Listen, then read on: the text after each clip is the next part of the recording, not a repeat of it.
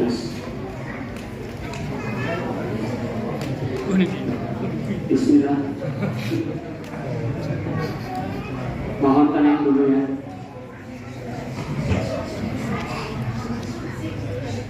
Agar meningkatkan dan juga menambah pahala kita, maka satu hal yang perlu diperhatikan di masjid adalah adab di dalam masjid, yaitu tidak mengeraskan suara.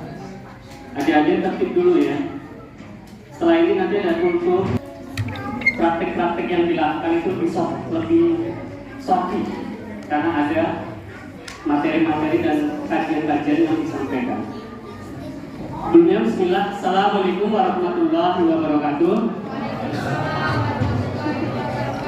Nahmaduhu wa nasta'inuhu wa nasta'inu bahu. Asyhadu an la ilaha illallah wahdahu la syarikalah wa asyhadu kaifa halukum jami'an. Kaifa haluk. Alhamdulillah bi khair. Ya.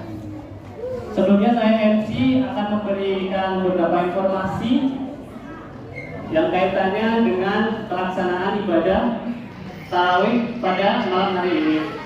Masyaallah muslimin wal muslimat rahimakumullah. Wa ma khalaqtul jinna wal insa illa liya'budun. Sesungguhnya kita diciptakan hanya untuk beribadah kepada Allah Subhanahu wa taala. Dan hari ini mudah-mudahan ibadah kita menjadi pelengkap dan penyempurna dari karena sempurnanya berpuasa, kita harus memperhatikan syarat dan rukun-rukun berpuasa. Begitupun juga dengan sholat. Beberapa waktu ini saya perhatikan juga ada yang sholat itu gerakannya pada malam hari yang ke-10. Alhamdulillah perjalanan kita menuju 20 hari yang akan datang menyiapkan bekal, yaitu takwa. Bekal kita adalah takwa, yaitu di Ramadan 1444 Hijriah pada hari ini Jumat 31 Maret 2023. Untuk petugas salat tarawih adalah imam, beliau Bapak Muhlis sudah hadir di tengah-tengah kita, insyaallah akan memimpin salat kita. Lalu ada Bilal, ada Bapak Nuris Safaat, luar biasa, pimpinan yang luar biasa insyaallah. Ada juga Bapak Sandi. Saya belum kenali Bapak Sandi yang mana ya? Oh, Bapak ya. Nanti akan menyampaikan hukum ya, mudah-mudahan. Jadi saya minta nanti 7 menit saja adik-adik semua. Halo, anak soleh. Nanti 7 menit dengarkan ilmu-ilmunya ya. Didengarkan dengan baik agar puasanya, ibadahnya sofi lancar. Tambah. Bismillah, insyaallah bisa.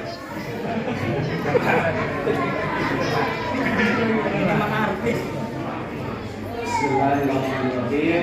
Assalamualaikum warahmatullahi wabarakatuh. Waalaikumsalam warahmatullahi wabarakatuh.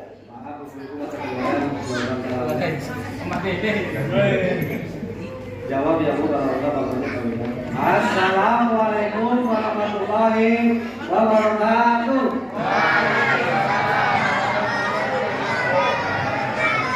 Alhamdulillahirabbil alamin wa bihi nasta'in ala umuri dunya wa din wa ala alihi wa sahbihi ajma'in.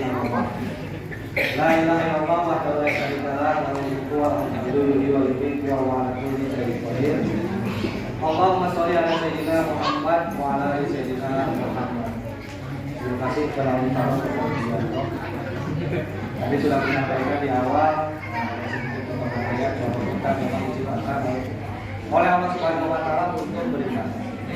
Sebelum ke dalam inti ceramah, saya ingin menyampaikan pertama saya di sini bukan ustaz ya. Karena ustaz itu kalau dalam bahasa Persia itu yang segala hukum.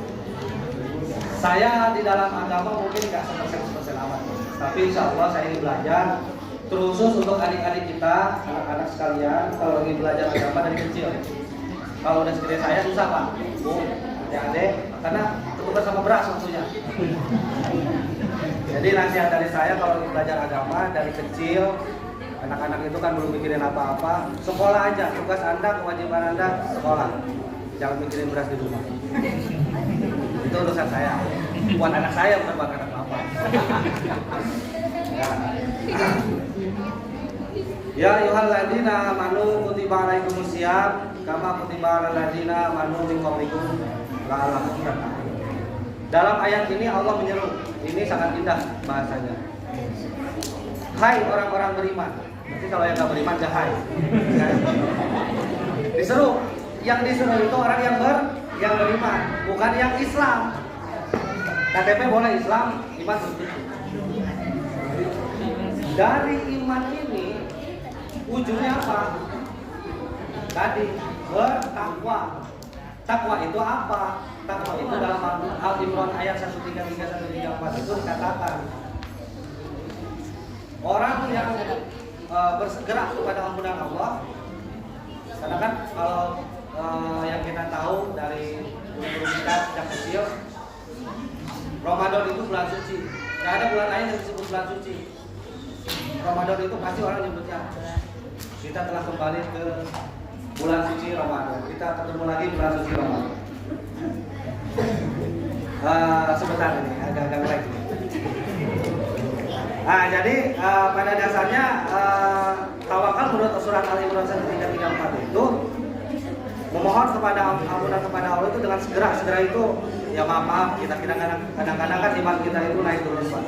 Ketika turun ya bersegera lah dari majelis taklim, buka YouTube, bukan jangan ada halilintar ya Ustaz apa di Hidayat, Ustaz Abdul Somad atau siapa, ada Ustaz Basalama, silakan itu untuk meningkatkan iman. Kita kembali lagi kepada Islam dan keimanan kita kepada Allah. Selanjutnya orang-orang yang menangkapkan hartanya di jalan Allah tentunya dalam keadaan lapang ataupun sempit, artinya maaf ini ada yang kekurangan tetap terserah mau apa, nggak bisa ngasih misalnya banyak satu butir kurma itu di dalam hadis sahih itu dikatakan walaupun satu butir kurma untuk yang berbuka puasa maka ganjarannya sama dengan orang yang berpuasa. Berarti kita kalau misalnya kasih ke 10 orang berarti kan lumayan tuh Pak dirapel 10 kali. Tapi jangan jadi niat 3 hari nih dari 10 orang pesan aja ke puasa gila itu. Selanjutnya orang yang saling memaafkan, tidak berselisih dan menahan amarah. Kembali lagi kepada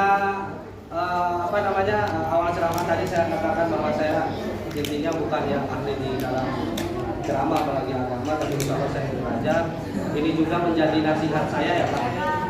Karena kan kalau misalnya dengan begini saya mungkin suatu saat ketika saya pernah menasehati jamaah muhajirin sekian, masa sih saya harus gini, yang mudah-mudahan menjadi jalan saya di dalam Islam ini istiqomah. Amin. Karena umum gak ada yang tahu Pak, ya kan? Bisa aja kan?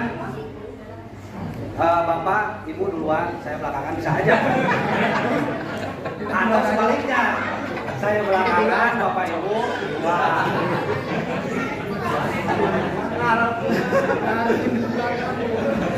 Baik, kembali ke dalam tadi ayat Al-Baqarah tadi mengenai puasa. Ujung dari puasa ini Allah itu mengharapkan, tapi tidak dinotif puasa pasti tawakal, nggak ada di dalam Al-Quran, tapi agar kalian bertakwa. Kenapa disebut agar? Agar itu pengharapan. Allah mengharapkan kita puasa itu agar bertakwa. Tadi seperti misalnya dari awal ceramah untuk dari hari ke-1 kan ada yang isi bersabar segala macam. Tawakal itu harus dibarengi apa Pak? Iman tadi di awal kalimat ayat.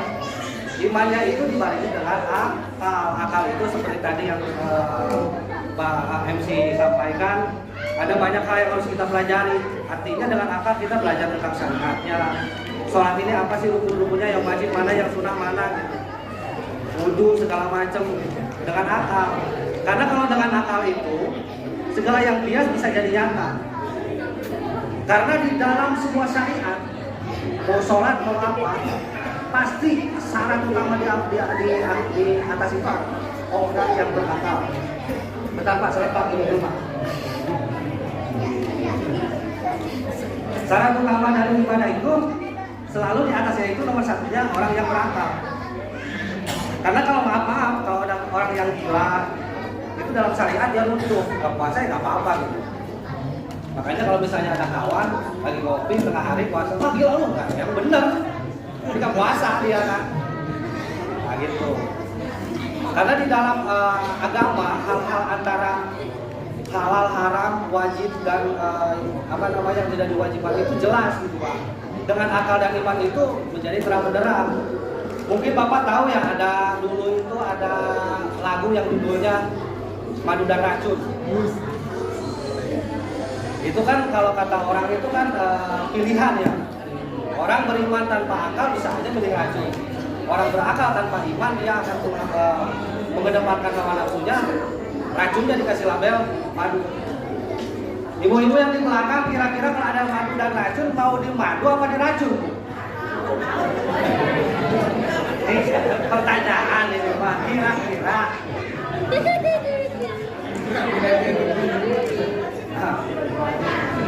Alhamdulillahirrahmanirrahim. Inti dari kajian kita malam ini, saya lebih khusus menasihati diri saya sendiri tetap istiqomah di jalan Allah. Kalau misalnya kita tidak bisa dalam sesuatu ibadah, belajar lagi, bisa lihat di YouTube, tanya ke para ustadz-ustadz di sini. Jangan karena YouTube Anda menjauhi ustadz-ustadz di komplek ini. Jadi seolah-olah saya udah selesai, gak bisa. Karena kita akan dikumpulkan terhadap orang-orang yang dekat dengan kita. Mudah-mudahan warga Wilayah Tamas berkumpul di Yaumul Akhir di dalam ridho Allah Subhanahu wa taala. Sekian yang ingin saya sampaikan. Mohon maaf bila ada kekurangan. Kalau ada kelebihan yang dikembalikan saya ikhlas.